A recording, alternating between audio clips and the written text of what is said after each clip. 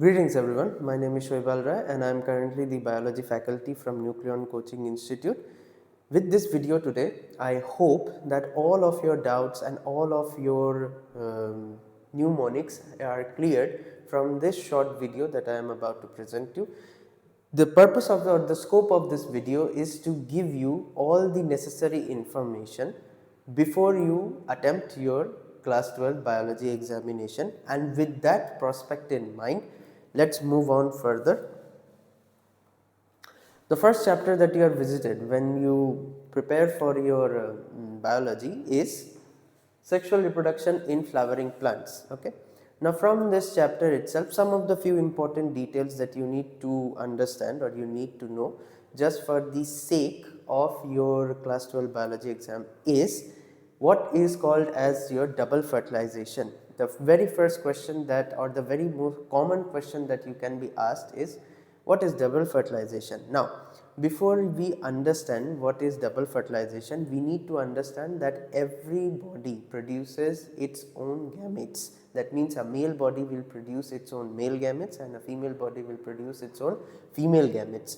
Now, in that context itself, when there is a fusion of these gametes, we call this type of a fusion a sexual reproduction. And in that way, the first case, the first fertilization is when these two gametes fuse. The second part is when this male gamete, now when you, or if you have seen the picture in your NCERT books also, the male gamete or the male pollen, the gametes are called for flowers is called as pollens. Okay, when they develop a pollen tube, there are two cells that are released from that pollen tube, that is a vegetative cell and a generative cell. Now in that, or vegetative nuclei and a generative nuclei, don't get confused with the word cell or a nuclei. It is simply that whenever we consider the nuclei being transferred, we can consider them to be a separate form of cells, nothing or no big deal. Okay. Now when that travels, okay, when that travels back to your egg sac, or when it travels from that pollen tube to your egg sac, one of that nuclei is going to fuse with your female gamete that is present in between those two antipodals.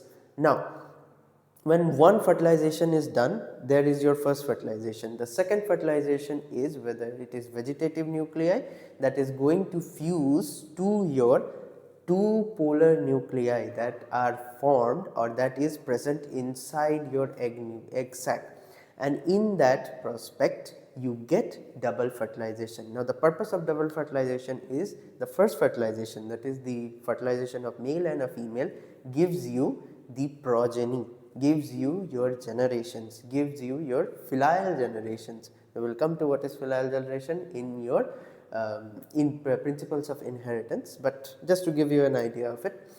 Then we move on to this second fertilization, which happens as a triploid. Now what is this triploid I am saying? See, when you create gametes, you don't create gametes of your entire somatic complement, that is, you don't create gametes of 2n nature, you create gametes of n nature. That means just half of that complement, that is half of that unique chromosomes that you possess. Okay, as we humans have already known that we come from, or we have 23 pairs. Now all that 23 pairs, have you ever thought to yourself, what is this 23 pairs? It is nothing but 23 of those very unique chromosomes which have another pair. Okay, that is how we create that 46. 22 is our autosomes and those two are our sex chromosomes or allosomes, which define what we are, whether we are a male or we are a female. Okay, no, but that is in case for us, that is for humans. We will come to discuss it how sex determination also works, but for the scope of this subject itself, what happens when this triploid fusion takes place? It gives, or it produces primary endosperm nucleus. Now what is this primary endosperm nucleus? It is responsible for creating or providing you, not you, basically your plants with the nutrition required for a growing embryo. Now what is this embryo? the later stage or the developed stage of your zygote, because zygote is simply the fusion of those two gametes. Now when they start to divide mitotically, may I say, these cells try to form the structure which is called as your embryo. There are so many stages to embryo. There is your heart shaped, globular, and then there is your proper embryonic structure with its definitive radical axis and your plumular axis, okay, along with those two cotyledons if it is a dicot. If it is a monocot, it does not possess two cotyledons, it simply possesses one cotyledon, okay. If you want, you can see from this picture itself, if you can see it, there is your coleoptile, there is your scutellum, there is your epiblast, radical cap, coleorhiza. This is the structure. This is the structure of your embryo, okay. Now see, here itself, here it's also plumule, then there are two cotyledons. That means this is the structure of a dicot, okay. Now all of this is simply just a mind map for your sexual reproduction in flowering plants. I'll give you a time to assess or try to understand this structure. We will go with the flower structure, pre-fertilization events. What are those pre-fertilization events, you may ask? It is simply birth of the female gametophyte and the development of the male gametophyte. Now, whenever it comes to biology, it is nothing tough. Just understand that gametophyte simply means gametes and phyte. Divide that word, okay, or break that word. Phyte simply means the production body, and gametes obviously means gametes, okay. So it simply means male gametophyte will simply mean the male gamete producing body, okay, and same for female gamete producing body. Now what are those female gamete producing body and male gamete producing body? They are your anthers, okay, for males, and your ovary for your females. Why? Because ovary is where your ovule is placed, and in that ovule itself you will find your egg sac, and in that egg sac you will find those two antipodals, your three synergids, and this is where you will find these female gamete, okay, as a cell, okay. So in total, how many cells do you find, or how many nuclei do you find in this? You find 3, 3 and 2. So it is 8 nuclei and 7 cell structure, okay. This egg sac is about 8 nuclei and a 7 cell structure, okay. Types of what are these? These are the pollination types, because how does your pollen, because pollen is the male gamete or male gametophyte, that is transferred to your female. How is that process going to be? That is called as pollination. Now there are so many, this is the best season for it actually. Spring, February is the season of your pollens. That is why you will also get some form of allergy as well. We will come to it when we discuss about human health and disease, okay.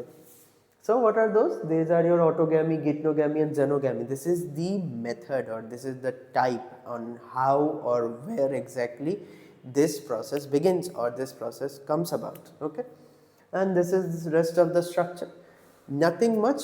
For me as a biology teacher, I would say that this is the major issue, or this is the major problem with sexual reproduction in flowering plants, is that you need to first visualize the structure, you need to first understand the structure, then you need to attempt it. It is not hard, it is not at all hard, you just need to properly visualize it, properly understand it, how the process works, and it is quite simpler that way.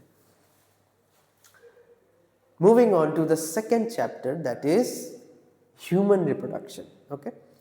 Much like our floral reproduction or much like our plant reproduction, human reproduction also comprises of two major things. First is the formation of gametes and then the fusion of those gametes, okay. Now formation of those gametes, we already know that where exactly is male gametes formed? It is formed in the testes. Wherein exactly the female gametes are formed? It is from the ovary. Ovary, wherein you will be developing ovum, that is the egg that is released every month for females, okay, in a cycle of 28 days, okay, and that is called as your menstruation. We will come to it. from this picture as well, menstrual cycle. This picture is very self-explanatory, in which sense you might ask that these are the hormones, okay? These are the pituitary hormones, these are the ovarian levels or the ovarian events, and these are the ovarian hormones, okay? And these are the uterine events. That means pituitary is going to affect, along with your ovarian hormones, is going to completely affect the menstrual cycle. That means what is that peak, when exactly is the egg released, okay, and when does the egg degenerate in form of wherein exactly, or when does exactly your blood actually comes out. It is on the exact 14th to 15th day, okay, of the cycle, wherein you will be seeing that the pituitary hormone FSH, okay, although it is present in a, see from this picture itself that it is present in a relatively higher percentage or a higher amount as compared to your LH. LH is luteinizing hormone and FSH is follicle stimulating hormone. When FSH dips at this point, when does it actually dips? It dips when the follicle starts to develop and the uterine wall starts to go from menstruation to follicular phase, okay. It dips and then it rises. Both of these are spiked, okay. What do we call this? This is called as a spike. Spike in what levels? In both LH and FSH, but do remember LH will always be higher than your FSH for this particular case. When exactly? Then ovulation. For the case of ovulation, it will always be higher, okay.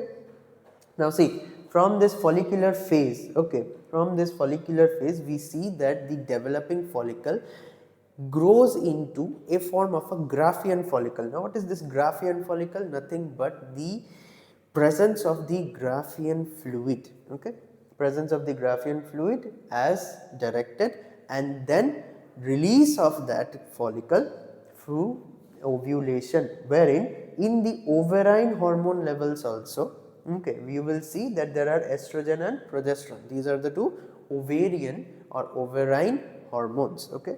Estrogen is always at a peak as compared to progesterone, or at a higher concentration at compared to progesterone in this ovarian system, until and unless the ovulation is reached. So wherein exactly ovulation is? It is in between follicular and your luteinizing phase. See, here it is your luteal or luteinizing phase, okay. And in this case, when it starts to dip, you will see that if there is plantation, plantation simply means that if the ovum has been penetrated with a sperm through your copulation, then it plants itself deeply, or in a very how should I properly say it, in a very that means in this particular part, what happens is that once it has been fused with your sperm, what it does is that it goes or prepares itself for the next fertilization. Fertilization is done, now it is forming zygote, and for that purpose it deeply invaginates itself into the uterine wall. This is what I wanted to say, okay. Now when it starts to increase at the estrogen level, this is at its highest peak when it is through ovulation. Now you may think that why am I properly or in depth explaining this menstrual cycle, because as per my prediction this is something that can be asked or is very commonly asked in your human reproduction chapter. On also one more thing is that the development of your child, that is the development of, or the placentation and the implantation of this entire the parturition step, that is also very important. As you can see from that picture itself, once the fertilization takes place, once it has been fertilized, it deeply invaginates itself into the uterine wall. Once it does invaginate itself into the uterine wall, it goes through mitotic divisions. Okay, it goes through mitotic division to form your blastula, morula, gastrula. Okay, all these stages. Okay, these are nothing but your divisions, the number of cells that are now increased, okay, until and unless it reaches that embryonic stage wherein the entire uterus of a human female accommodates for this growing, baby, or for this growing embryo, okay, with its own umbilical cord. Now what is this umbilical cord? Umbilical cord is the most important part which is responsible for your breathing as well as the exchange of your gases. Okay, now what is breathing? Obviously it is exchange of gases, right? Okay, it is present in your amniotic sac. That is why there is something called there is something called as a process called as amniocentesis. Okay, now what is this amniocentesis, you may ask?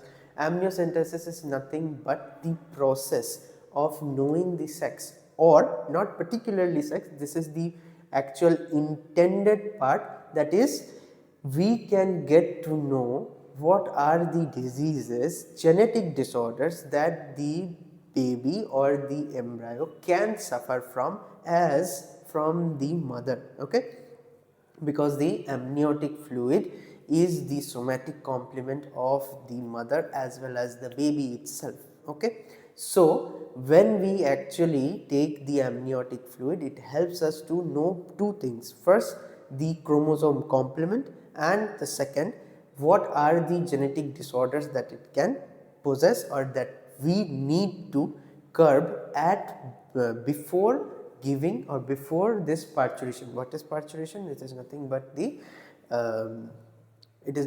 the deliverance of this baby from this mother. Okay, now if you see itself, this is the yolk sac, this is the embryo, umbilical cord, all of this we have already seen. This picture is already present in your books also. What I am trying to do is that I am trying to give you the questions that are going to be helpful, along with some of the detailed explanation on how to write it also. It is simply that you will be studying all this from your books as well. I am just here to make it in a simplified format. One more thing that I would like to add in this human reproduction is that you need to study the spermatogenesis process also. As my predictions goes, I think this will also be a very important topic or a very important part that you should not miss. Now what is the spermatogenesis, you may see? Spermatogenesis is the development of the sperm cells. Now how do they develop? They developed first, if we are talking about sperm cells, remember they must also go through first meiotic division and followed by mitotic division. Why? Because meiosis meiosis is also called as reductional division. That means it is the one that is responsible for making 2n into n, and from that n we need to increase their number. Now what is that division that increases the number or helps in the growth? That is simply your mitotic division. That is why first meiotic, then followed by mitosis. Okay, once it has developed, who is going to be or who is going to help you in this? That those are your Sertoli cells. Okay, Sertoli cells are some of the specialized structures which are found inside your testes, okay, which help you or which help in the development of your sperm cells. Okay, now one more thing that is very important for you to know is that sperms are not generated if the body temperature is not 2 or 3 degree or at least 2.5 degrees lesser than your own body temperature. That is why your ball sac, okay, that is your epididymitis, okay, the sac structure is able to regulate, okay, the body heat for their proper growth and development. Remember, why is this necessary? Because everything is enzymatic. The body itself follows your enzymatic process, and that is why it needs to maintain a proper temperature, otherwise the processes will not take place. Okay, These are some of the 3 important things that we should, or as per my suggestion, you should also understand. Okay, the rest of the structure is given. Okay, if you want some time, you can take it, okay, to properly grasp what it is. It is nothing but a small map. Okay, in this gametogenesis only you need to study both spermatogenesis and oogenesis. Both of them are very similar to each other. Okay, the only difference being that you need to know how, in what is the difference, exactly what is the difference between your oogenesis and your spermatogenesis. In your spermatogenesis, like I told you, that it is nothing but the increased continuation. That means you need to increase the content, okay, because sperms are quite a lot, right? But in case of oogenesis, that is simply the opposite. You release from a already vast pool, and with each release of those egg cells or each release of those ovum, you deplete it. That is why there is a menopause. Okay, that is why there is a part called as menopause, because after that part your body no longer is able to create all those. Okay, see, first is case your oogonia. Okay, from the oogonia in the fetal life itself, that means when, in case of females, when they are in the fetus form itself. What is this fetus? This is the form of the fetus. Okay, in that stage itself, through mitotic division, they form what we call as primary oocytes. Now these primary oocytes from first meiotic division will give birth to secondary oocyte, from which there will be a first polar body and the ovum. Okay, now can you see from the increased amount from the first, there is a difference. What is the difference? That from the first mitosis, primary oocyte, and from the primary oocytes, they first go through meiotic division, first meiotic division. After first meiotic division, they again go through your second meiotic division, or the secondary oocyte formation. Okay, and from that secondary oocyte formation, there is a release of your first polar body and the ovum, and this is how the entire structure reduces itself. Okay, this is the how the entire structure reduces itself over the time to reach a stage called as menopause. Okay. Now moving on to the third chapter, that is your reproductive health. Now see, this is a self-explanatory chapter. There is nothing too detailed to discuss about this reproductive health.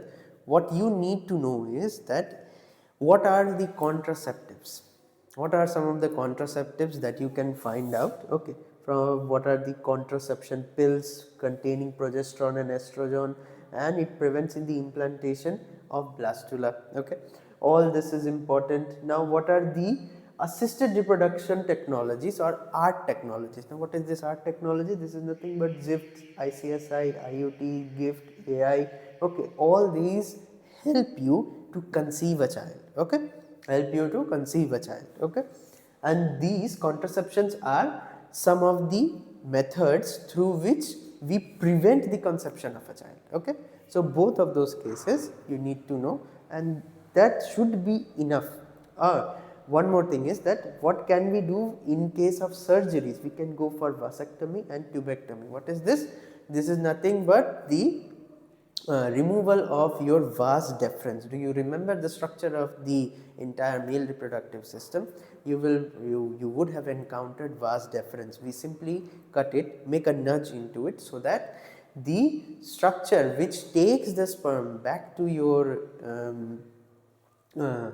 from testis to back to your the entire male phallus. Okay, that is no longer present. Okay, and in same case in tubectomy also, we simply cut the follicles, we simply cut the fallopian tubes for a big part. Okay, so that it is no longer able to catch it. Okay, and no longer able to transport it back to your, back to where exactly? Where? Your uterus. Okay. Okay, now we come to your fifth part, that is your principles of inheritance and variation. This is simply the the mind map of it. Okay, if you need to go through with it, you can go, but from my perspective only few of those things are important, that is your genetic disorders. Okay, now there are your Mendelian disorders and your non-Mendelian disorders, the rest you can study on your own.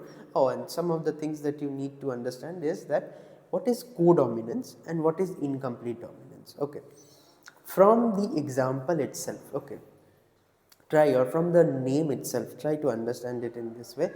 Codominance. Okay, if we say something is codominant, that simply means that something is dependent on the other.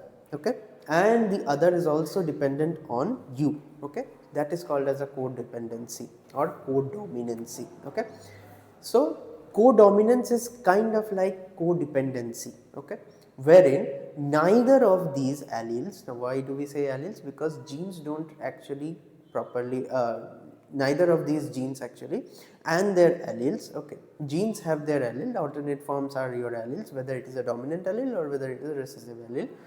These do not express themselves, those dominant alleles cannot express themselves, okay, completely.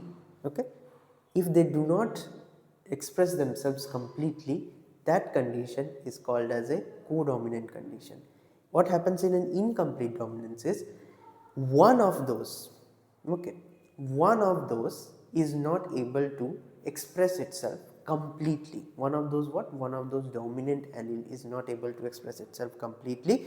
That is why, that is why when two of them are present together, they give a different phenotype. Okay, how to know it or how to understand it? Let's say we take the most common example of incomplete dominance, that is your flower color. Okay, flower color. What happens is that when you cross a red color flower with a white color flower, okay, by logic, okay, by your common logic, you should get, okay, you should get a red color flower in your F1 progeny. That means any heterozygote should give you their dominant part itself or the dominant expression itself. But wherein exactly is the change is that in this cross itself, okay, you get pink colored flowers. Now wherein exactly is this deviation? This is due to incomplete dominance. Okay, this is due to incomplete dominance, wherein the red color allele or the red colored part could not properly express itself, and that is why we get a mixed kind of or a blending kind of inheritance, which is called as your incomplete dominance. Okay, now since I have mentioned a term called as blending inheritance, this is what was actually talked about in previous times when they could not actually figure what is the actual reason. That is why they told that this is something or blending. Okay, this is a blending inheritance. Okay, now, oh, we were discussing about, okay, we were discussing about your chromosomal aberrations, we were discussing about your genetic disorders. Okay, now from this itself, okay, try to understand whatever or whichever disease follows the Mendelian inheritance pattern. Now what is this Mendelian inheritance pattern? It is simply from its sex chromosomes, that is, it is going to follow what you can predict from your crosses. Suppose in the case of your sickle cell anemia, in the case of your color blindness. Okay, very common example or a very simple example. In case of your color blindness, what happens is that if you have, okay, color blindness, if you, and I am assuming that this for this instance or for this example, let us consider that the one that is going to be affected with this color blindness is a male. Okay, so the exact chromosomal aberration or the exact part wherein the effect actually lies will be present in your X chromosome. Okay, okay, and the same case with a female, she is not able to, or she does not suffer from color blindness. Why is this difference? Do you know?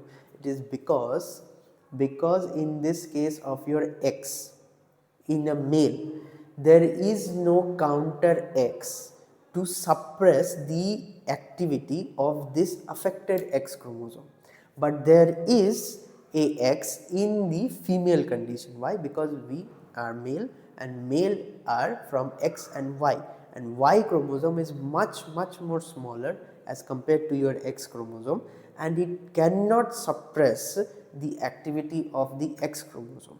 Okay, but when there is another X chromosome, a healthy X chromosome, in case of a female, it can suppress the activity. That is why a female in this case will be a carrier, not the affected one. This is a Mendelian, or this is the example of a Mendelian disorder. Okay. Now, how do we say something that is a non-Mendelian disorder? Non-Mendelian disorder would be through enzymatic aberrations like phenylketonuria, the presence or the absence of the adequate amount of phenylalanine, the amino acid responsible for this disease. Okay. Now, when we say, and I have told you before also, whenever you get confused with what is phenylketonuria, alkaptonuria, what is this, simply remember tunia or uronia simply means the inadequate presence. So, remember, phenylalanine would be inadequately present, and that is why you are suffering from phenylketonuria. Okay, or alkaptonuria, in this will be alanine. Okay, simply alanine. Okay, it is very easy. It is very easy to understand biology if you are able to break the words and know the meaning of these words itself. Okay, I hope this was a informative bunch up till now. We will also be continuing forward. Okay, but I hope that you are trying to grasp, or you are able to grasp from whatever sources or whatever platforms that you are studying from, and I hope that you can properly utilize this video, and let's begin, or let's continue forward. Okay. Second will be your evolution. Now, from evolution, as per my recommendation would be that you study what is the homologous and what is the analogous part first, then move on to what is convergent and then what is divergent part. Okay. Now, if you were to ask me what is homologous and what is analogous, I will simply say homologous organs or homologous parts are such which bears synteny means similarity, okay, which bear similarity in their not functions, okay, not functions but in the structure, but used for different functions. Okay. Analogous are simply which are of same function but of different structures. Okay, and in that way your homologous organs, okay, give you convergent evolution, and your analogous organs give you divergent evolution. Divergence means diverging, okay, and convergence simply means to converge or to meet at a point. Okay, so try to think in this way. Convergent evolution, I told you that convergent evolution is for your analogous part. Okay, convergent evolution is for your analogous part. So if you were to think in that way, all of those different structures, okay, all of those different structures in analogous perform the same activity. Is it not converging? And if you think it in a reverse way, okay, all of those structures, although they resemble the same but are performing different functions, they diverge. From that singular point, they diverge. So that is why it gives you divergent evolution. Okay. Now, from this chapter itself, what are some of the things that you need to know? I have properly mentioned in this mind map itself. You can see it from the origin of life. There are some of the theories like panspermia, spontaneous generation, special creation, and abiogenesis. Okay, panspermia theory, in a very short sense, simply dictates that life has originated from beyond the stars. Okay, which has been providently or proven also that we have found traces of life in meteors that have came from far away. Okay, a very good example would be ALS 2001, series of your meteors which have been found to have life with your E. coli. Okay, E. coli have been found, or I guess it was a pneumonia. Okay. Spontaneous generation. Spontaneous generation simply means that the life originates spontaneously without any proper priority. Okay, abiogenesis is also the same, and special creation is where all of the religion is summed up. Okay, every religion believes that there is a special creator. Okay, and that is why this is called as a special creation theory. Abiogenesis is simply that life originates from nothing. Nothing in a sense that life has originated from no specific objects or no specific substances. Okay, this was given, or this was earlier discussed by your Aristotle in that time. Okay, evolution is acquired characters, natural selection and mutation. These are the three factors. Okay, these are the three factors that influence evolution. Okay, and in this natural selection also there is stabilizing selection, disruptive, directional. What is stabilizing? When it is, or when the preference or the selection from nature is for a stable mid or medium range. Okay, disruptive is when the selection is not in any particular fashion. Okay, sometimes it is going to select for some higher reproducibility, sometimes it is going to select for higher tolerance, sometimes it is going to select for any other trait, but not in one particular direction.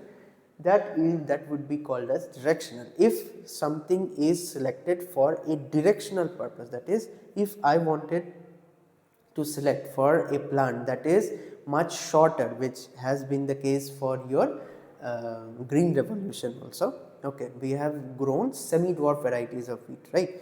So we have selectively selected them, okay, for their shorter heights. Okay, for their shorter heights, that will be a directional selection. Okay, but that will not be natural selection, that will be artificial selection, since we are selecting for them.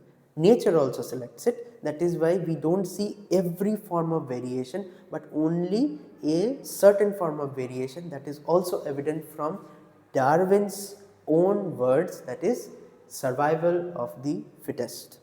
The one who survives is the one who gets to prolong its life through reproduction. Okay, that is what nature selects. Then evidences. What are the evidences? Paleontological, anatomical, embryological, morphological and biochemical. In this morphological we have discussed homology and analogy. Okay, from this paleontological, for us humans is Dryopithecus, Ramapithecus, Australopithecus, Homo habilis, Homo erectus and then Homo sapiens. No confusion in this. From this we get a word called as speciation. Now what is this speciation? It is nothing but the specific form or the specific population densities of your or of your individual organisms. Okay, that is properly established, or that is properly explained through Hardy-Weinberg's equilibrium, that is p square plus q square plus 2pq equals 1. What does p square represent? P square represents the dominant feature or the dominant part, q square represents your recessive part and 2pq simply represents your heterozygotes, which if you take for, remember, a very large population that is out of the influence of all the naturally selective forces such as migration, mutation, random selection, then and only then their sum should always be equal to 1. That means they remain constant. The natural gene frequencies don't change. Okay, what do we say from this? That the natural gene frequencies don't change only and only if it is non-mutating, non-randomly selecting, randomly selecting, non-migratory, non-selective forces and for a very large population. So a proper definition would be a random mating large population will always possess your gene frequencies equivalent to 1 only and only if these three forces are kept aside. That means these three forces are kept aside. Okay. Moving on to the next, this is the molecular basis of inheritance. Okay. As our molecules are discussed, okay, that we have discussed about inheritance, we have talked about gene, we have talked about allele, okay, you have studied also about them, okay, even if I have not discussed it, okay, that will be discussed right now, okay. Gene as in such, what do you understand by gene actually? We have heard about the definition, right? We have heard about the definition that gene is nothing but a segment of a DNA, correct? Segment of that DNA that codes for a functional protein.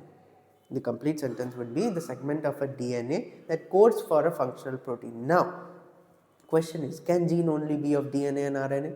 Sorry, can gene be of only DNA? It's actually not. Gene is from both your DNA as well as your RNA, okay? A nucleotide, it has to be a nucleotide sequence, okay? And in that nucleotide sequence, what happens is something that codes for your proteins is called as a gene, okay, a segment of that.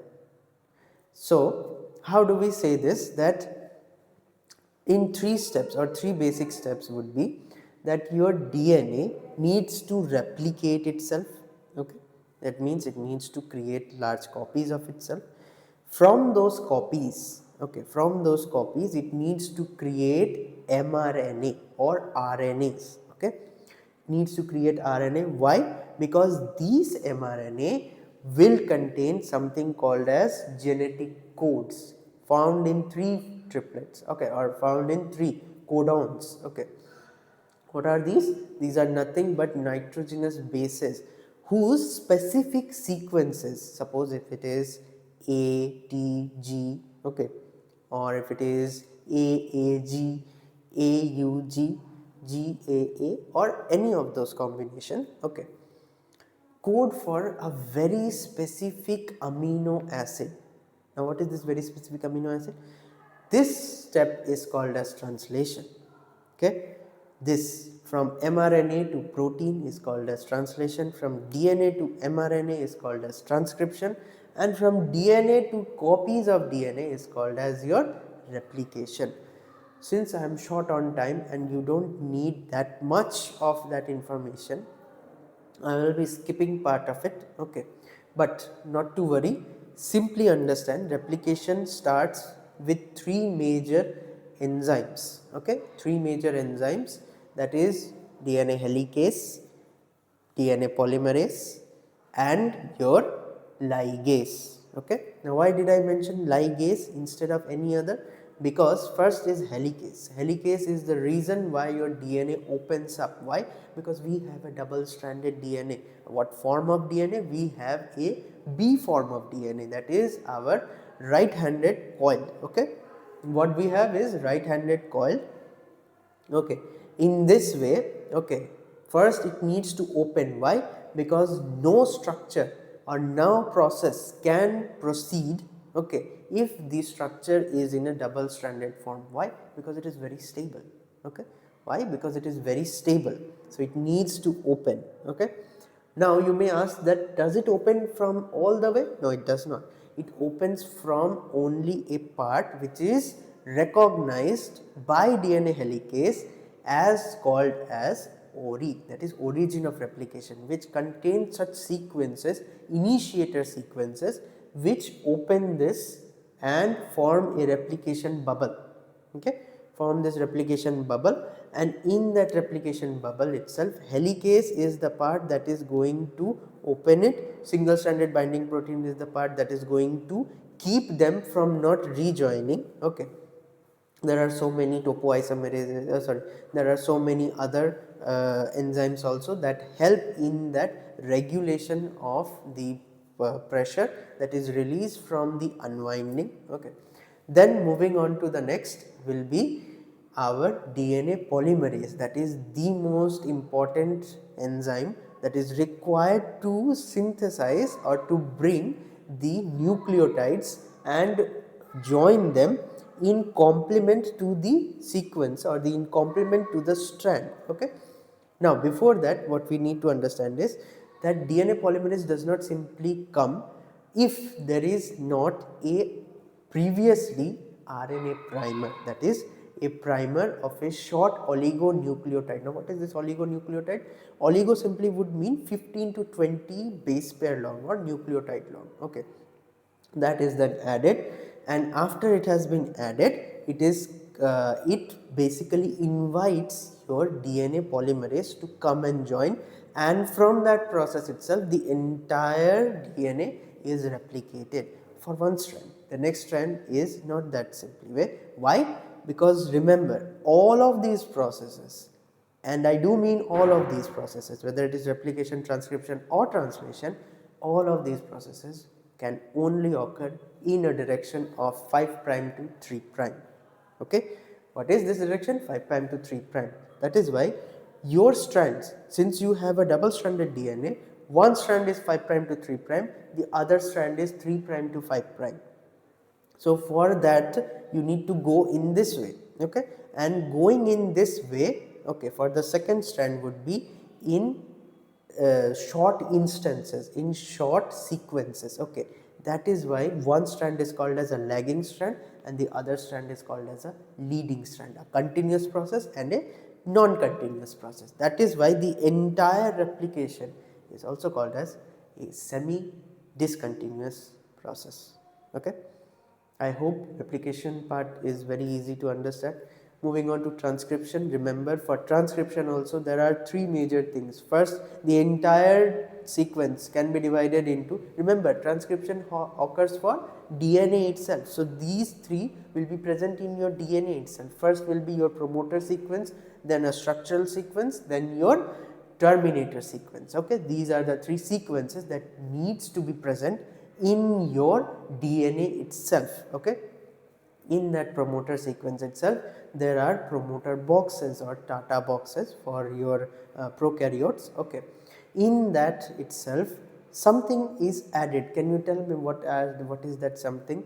It is still your helicase. Okay, it is still your helicase that comes along with your sigma factor. Okay, what is the sigma factor? Sigma factor is the part that is responsible for identifying the promoter sequence and moving further, okay, inward, that is downstream.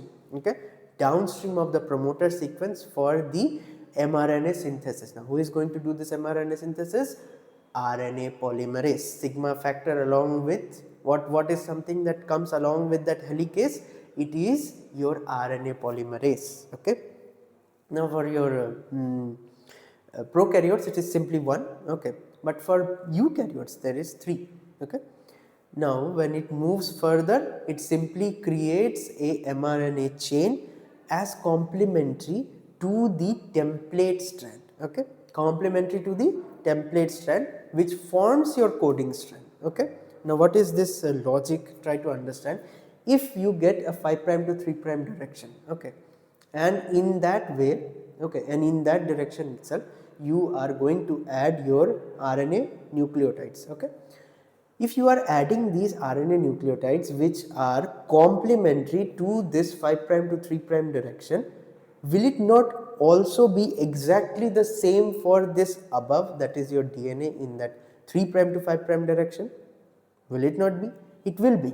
And if it is that, if it is the same, this up part is called as your coding strand and this part is called as your template strand. This is the template that creates your RNA, okay, and the part that is being coded. Okay, understood? When it reaches towards your terminator sequence, it encounters a factor called as rho factor, which is responsible for cutting or stopping the process. Okay, in that we get your H and RNA. It is still not mRNA. Why do we get an H and RNA? Because it is very large. It contains your intron sequences. Okay, What does it contain? It contains introns which needs to be cut out. Why? Because these introns we don't require. These introns do not specifically code for something, and these are extra segments which we do not require. Now comes the part which is called as splicing. Okay. Now comes the part which is called as splicing. Splicing simply cuts out the entire intronic parts, not the exonic parts, intronic parts. This now after before cutting this part, there is your 5 prime to 3 prime, there is your 5 prime capping and a 3 prime poly A tail addition. Why? Because this poly A tail is going to be rebounded back to itself to form a cap like or a knob like structure, so that the cutting or so that the splicing mechanisms or spliceosome complex, okay, do not accidentally cut out the 3 prime poly A tail part as well. And 5 prime capping, that is from methylated guanosine, okay, that is from methylated guanosine, okay, which basically protects the 5 prime end. Why? Because this is the part which actually contain the entire gene code or the entire genetic codons. Okay, if that is cut out, your simply mRNA will not going to work. Okay, that is why it needs to be protected, and that 5 prime capping protects that. Okay. Now then comes your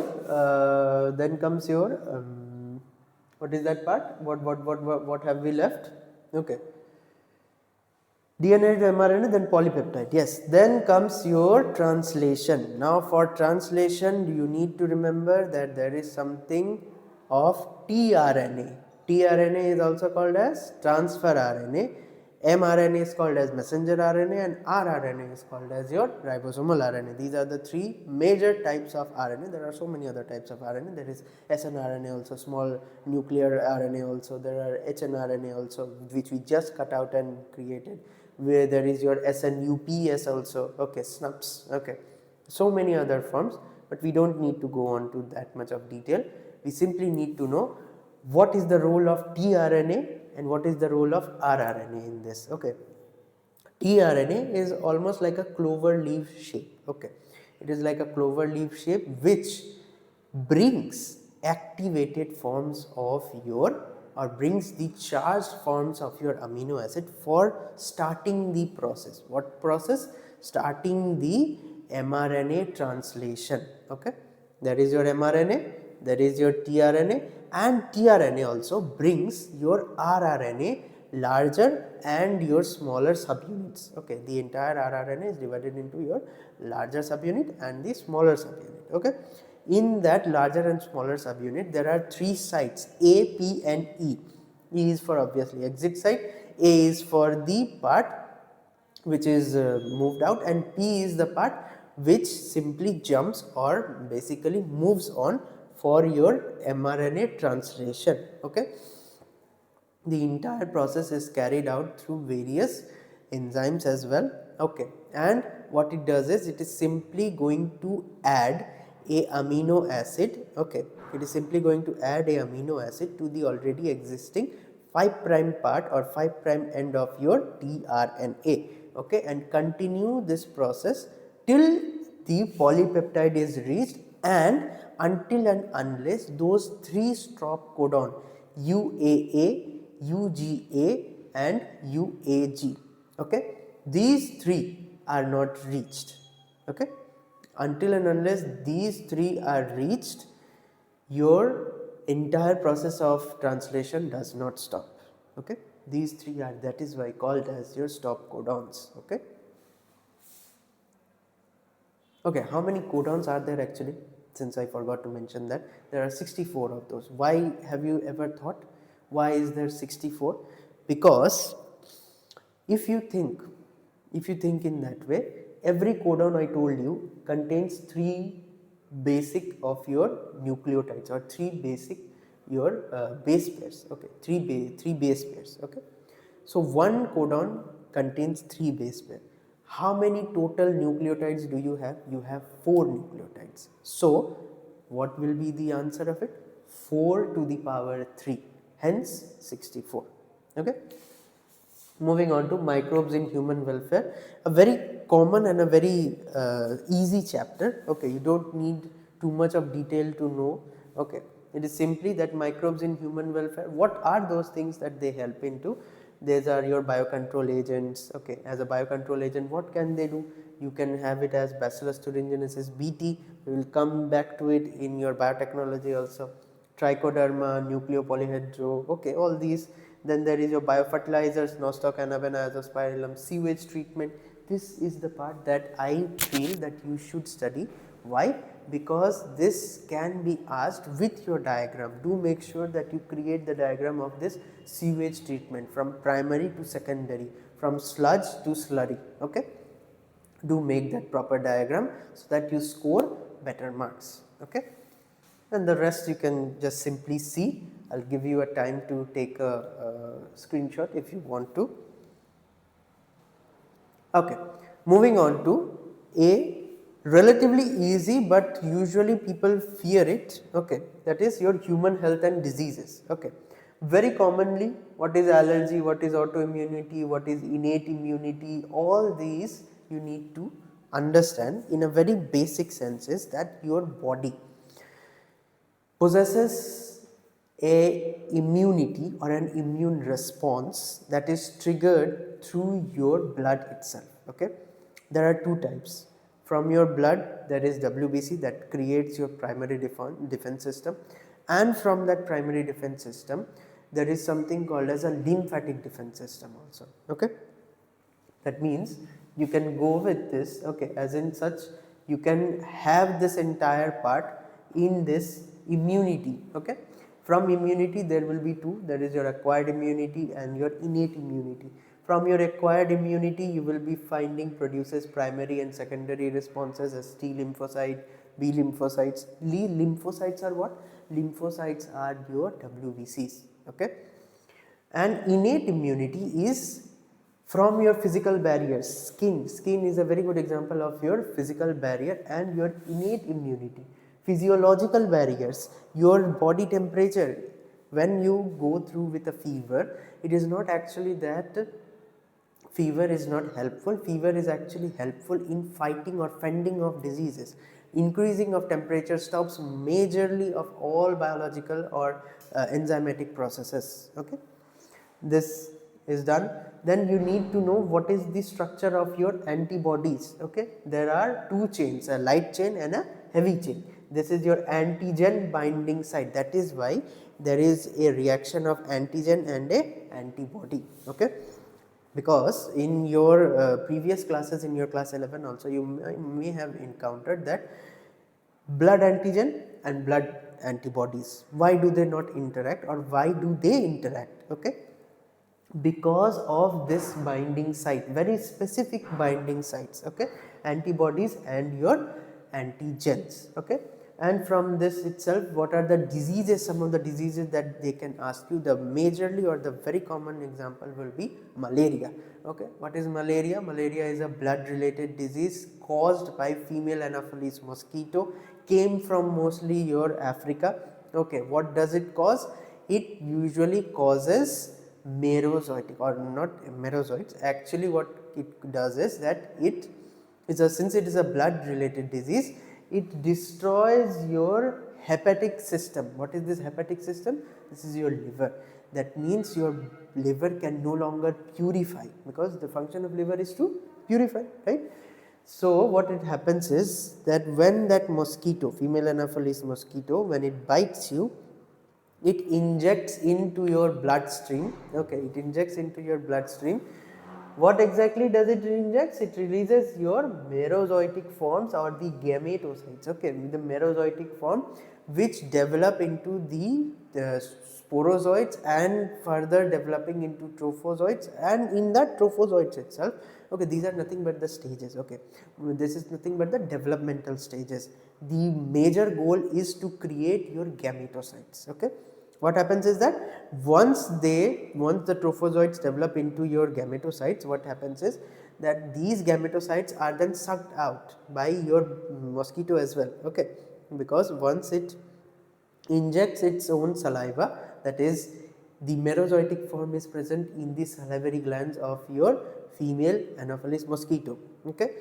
When it sucks your blood, it also takes those gametocytes inside itself, okay, wherein the gametocytes fuse and they develop into your merozoites in its salivary gland, which is then transported back, and this forms the entire cycle of Plasmodium falciparum, the most dangerous microbe, the most dangerous form of your microbe in this malaria. There is Plasmodium vivax, there is Plasmodium falciparum, there are so many, okay, but the most dangerous is Plasmodium falciparum, okay.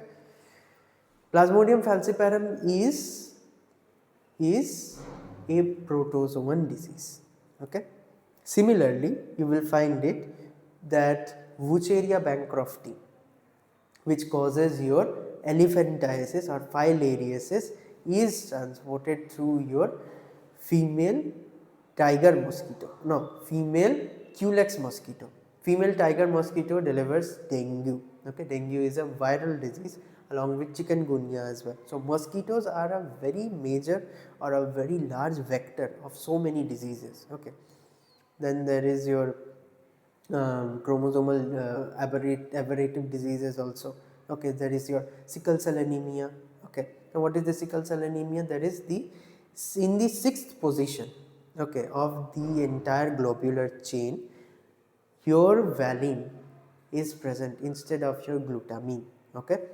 This reassurement or this change actually changes, okay, the structure of your RBCs into a sickle shaped form, which efficiently utilizes oxygen much lesser.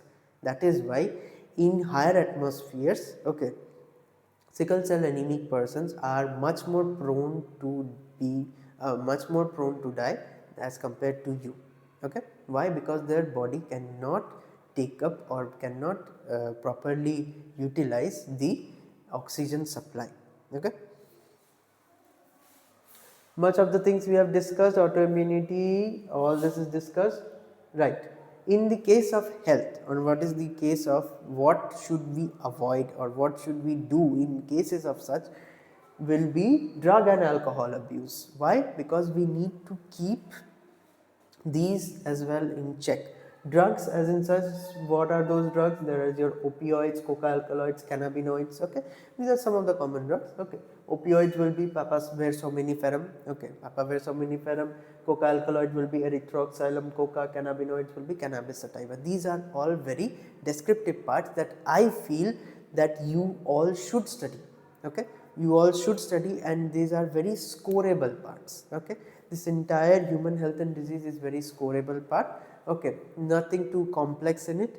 This part specifically, drug and alcohol abuse, is very common and almost common for all, just these few will affect, or the presence or the influence is a bit different, okay. So, if you read about it in just one line or 1-2 sentences also, you can write very good answers in this, okay. So, please do not avoid this, as per my recommendation would be, read this drug and alcohol abuse part. It is very important and very helpful for you to score a good mark, okay. Then we move on to microbes in human welfare, okay. What are those microbes? We have already discussed a proper structure, Then there is biotechnology, principles and processes, okay. Now, what is this biotechnological principles and processes? We will simply go through in it, okay, because this is a very vast subject, okay. What is biotechnology? Biotechnology is the application of all the influential processes such as PCR, such as your gene discovery, such as your gene cloning, into using it for the benefit of mankind, okay, or using it in the benefit of mankind. So, there will be principles of your genetic re-engineering, there is your cloning vectors, tools for this, okay, and then the entire process of rDNA technology, that is your recombinant DNA technology, okay. So principles of genetic engineering. What is this principles of genetic engineering, you may say? We are tasked with creating recombinant DNA. Okay, what we are doing is we are going to create recombinant DNA technology. In this we will be cloning the genes, making number of copies, transferring those genes into various segments, for which we need these vectors. See from the structure, these are the vectors. Okay, in these vectors, remember, whenever a gene is inserted, you will come across this term which is insertional inactivation. Now what is this insertional inactivation? It is nothing but the silencing of a part of that vector which was responsible for, or which was responsible as a marker. What are these? These are your markers: ampicillin resistance, tetracycline resistance, along with BAM-H1. What is this BAM-H1? Do you know? BAM-H1 is nothing but your restriction enzymes. Okay, BAM-H1 is Bacillus amyloliquefaciens H1. That is your first series of your restriction enzyme. Now what are these restriction enzymes? Restriction enzymes are such parts, or such enzymes which cleave. Okay, what it does is it basically cleaves the segments, okay, where it finds the palindromic sequence. Now what is this palindromic sequence? A sequence that when you invert in itself will still be the same. Okay, a sequence which you invert, if you invert, it will still be the same. Okay, when it cuts into it, there are two forms of this, whether it is a endonuclease or whether it is a exonuclease. Now from the name itself, exo means outside, so it is going to cut from the outside. Endo means inside, that is why it is going to cut in between these segments. Okay, in between these DNA segments. Okay, now from this cutting there is going to be released of two types of those ends, because you need to match those ends, because once you cut this you need to match those ends. Now there is something called as a sticky end and a blunt end. Now this sticky end or staggered end, sticky end or staggered end, what are these? Okay, it is simply that it will be uneven. Okay, what is this unevenity? That means if you had a sequence up till here, one part of it will be like this and the other part of it will be like this. So it will be matched in this way, and this is much easier to join. Why it is much easier to join? Because there is already a overhang. What is this part called as? This is called as an overhang, which is which helps you to attach. Okay, which helps you to join through ligase. I told you in that previous one also, ligase is a very important enzyme. What is it? What is its function? It joins those nucleotides. Okay, ligase helps you in joining those two nucleotides, or more than two nucleotides. Okay, it helps in joining. Okay, and overhang gives you that site for which another part is easily added. Okay, for which another part is easily added. Okay, blunt ends, however, from the name itself, they don't contain any kind of overhangs. Okay, they don't contain any overhangs. That is why we need to add overhangs. That is also called as blunt end joining. If we do blunt end joining, okay, we need to first add a 3' or a 5' overhang, after which a complementary sequence is added for their joining. Okay, and this is a complex part. Okay, you don't need to remember that. You just need to remember the cloning vectors, finding the ORI sites, selectable markers, fewer cloning sites, which will be then used for this competent host. Now what is this competency?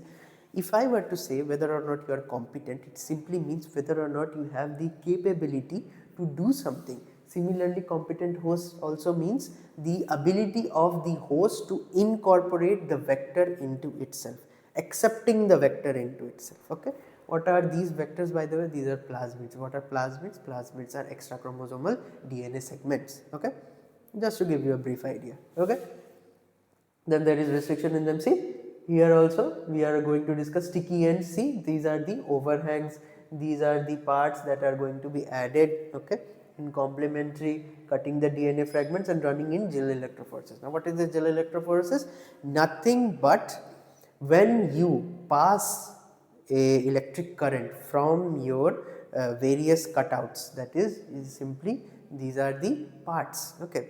When the electricity passes through it, based on the molecular weight simply refers to the size, okay, size of the bands, okay, or size of the parts that you have cut out, the electricity is going to help them to move in that page or in that medium. What is this medium? For this usually it is agar medium, okay.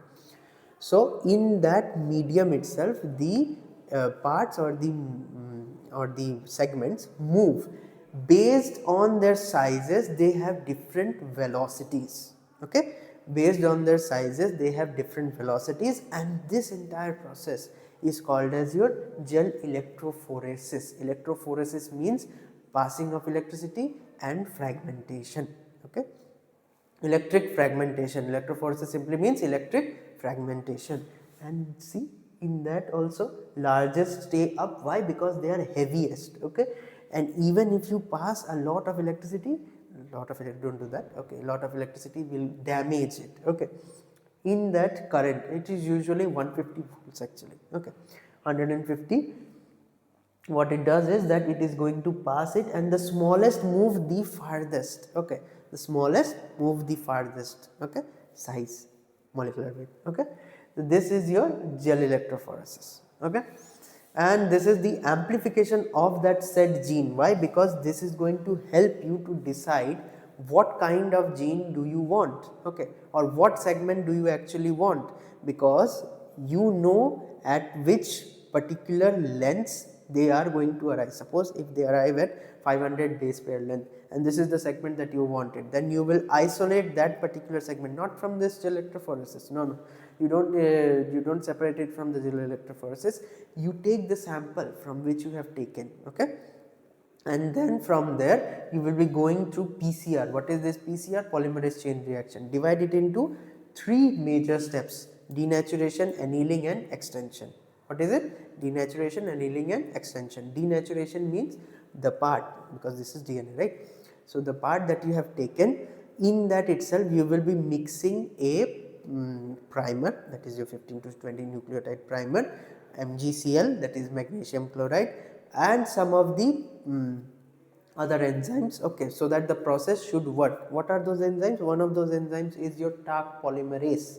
What is this Taq polymerase? This is taken from Thermus aquaticus bacteria and polymerase. This is nothing but a DNA polymerase, okay, which is going to create more of these DNA nucleotides, okay.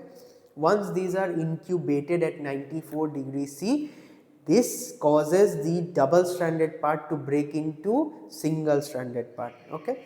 And once these are in single stranded parts, we move on to the annealing phase. What happens is the temperature is decreased down to 55 to 60 degrees C, or mostly 50 to 55 degrees C, okay, in which we help them to join, okay. Join with what? Join in the sense that it is going to join with the different segments that it has created in complementarity, okay, that is going to join. And once they have joined, okay, now the extension process will take place. Extension is addition of those DNA nucleotides, okay. And in that process itself you will be creating more than one copies, okay. You will be creating thousands and thousands of copies, okay, in a very short amount of time. That is the reason why PCR is so much in popularity. Now one thing I would like to say is that who gave PCR?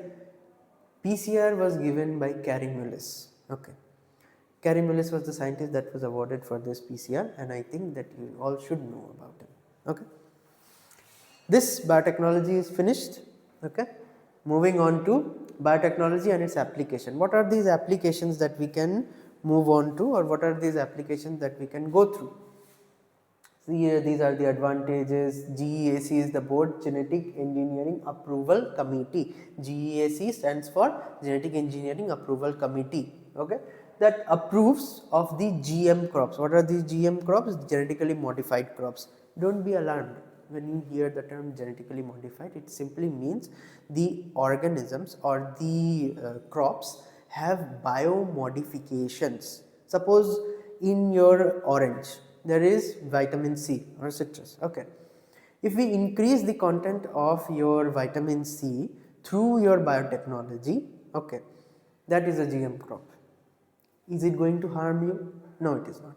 So there is no reason to be afraid, or there is no reason to be there is no reason to create a pandemonium just by hearing the word GM or genetically modified. It is not science fiction, this is basic science. Okay. Then moving on to organisms and populations. Okay, a very short form. Okay, this is an expanding type, this is a stable type, this is a declining phase. Okay, these are the types. This is the population density based on what? Based on natality, mortality, immigration and emigration. Immigration means inside, emigration means outside. Mortality obviously means death, natality means birth. How many take birth? Obviously is going to change the population. How many die? That is also going to change it. How many immigrate? That is also going to change. How many emigrate? That is also going to change. Okay. These are the parts that is going to change the population density given properly by the population density equation. N t plus 1 equals n1 plus at the bracket b plus 1 and d plus e. You will remember this equation because this is an equation which is very much useful. Okay. And then moving on to the logistic growth, the exponential growth. Okay, notice this exponential growth expressed in terms of your exponent. That is why in this it is e to the power n. Okay, this is representing n, small n represents your, small n represents the number or the number of species or organisms present in this population, natural population. Logistic growth will be simply in a tangible form. What is this tangible form? It simply means that how much of it can you properly depict in either a straight line. Okay, in this exponential, see, exponential is not a proper straight line, it is in a sigmoid form. Okay, it is in a or a hyperbolic form. Okay, this is a hyperbolic form, this is a sigmoidal form, a and b. Okay, this is something that you will study because these are important and easy to remember. Okay, nothing too much to understand from this also. Species A, species B, this is the name of the interaction. If both of them benefit, that is mutualism. If none of them benefit, then that is competition. If one benefits, then that is predation. If one benefits and still someone loses, then that is your parasitism also. Okay, if one benefits over no expense of the other, that is commensalism, and if one loses without any expense at the other, then that is amensalism. Okay, the entire structure is given. If you want, you can take a picture. These things are very easy. Okay, these things are easy, these are very scoreable parts. Please don't avoid them, please try to read up on them, please try to make notes on them so that you can write properly in it. Then under the last is our ecosystem. Okay, from the ecosystem itself, remember pyramid of energy. One thing that I need to tell you, pyramid of energy can never be inverted. You cannot take energy more from the one that you have given. Okay, pyramid of biomass can be inverted, however. Okay, from this itself, see the structure and function of an ecosystem. What is this ecosystem? There is the biotic and abiotic factors, okay, distribution of different species at different levels. This is stratification. What is stratification means? It's simply the divisions, okay. Tall emergent trees, canopy, understory trees, these form the topmost layer. Have you seen a forest, or have you seen the structure or the proper vegetation of a forest? The up part, from the top, you will see that there are tall emergent trees, canopy trees, which make the dense lush green structure, okay, that form your topmost layers.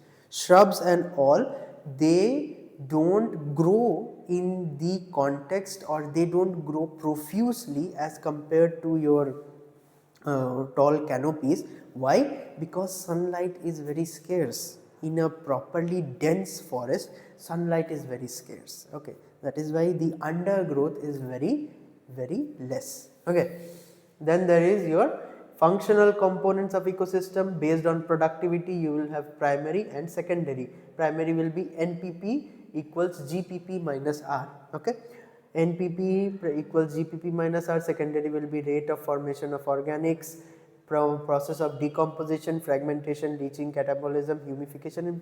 All these are very easy to remember, all these are very easy to make a notes. Even if you make this, I will give you some time to click a picture of this, even if you continuously study this as well, you will be able to score a very good marks in ecosystem as well.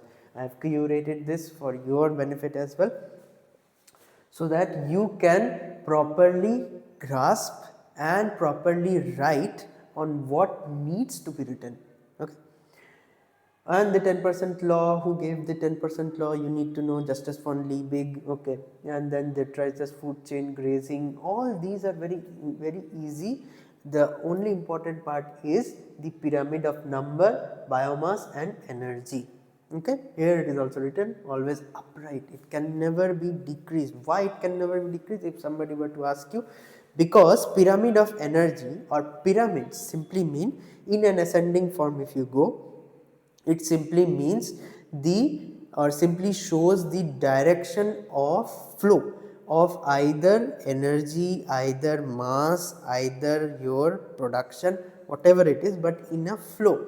So if you show an inverted pyramid of energy, it simply means that you are going to give, suppose plants had 100% energy, right? When animal, okay, a grazing animal, okay, eats plants, they take 90%. When you eat that grazing animal, you take 80%. Okay, why? Because there is a 10% loss of energy. Okay, now if you invert that, it simply means that you are going to provide that grazing animal with more than 10% of your energy. That means you will be giving it 90% back. Is it possible? It is not possible. It is not possible for you to give 90%, okay, when you yourself have consumed 80%. Okay, that is how we will be ending this chapter itself. I hope that we have reached the end. Okay. Okay, we are still left with biodiversity and your conservation. This is even more simpler.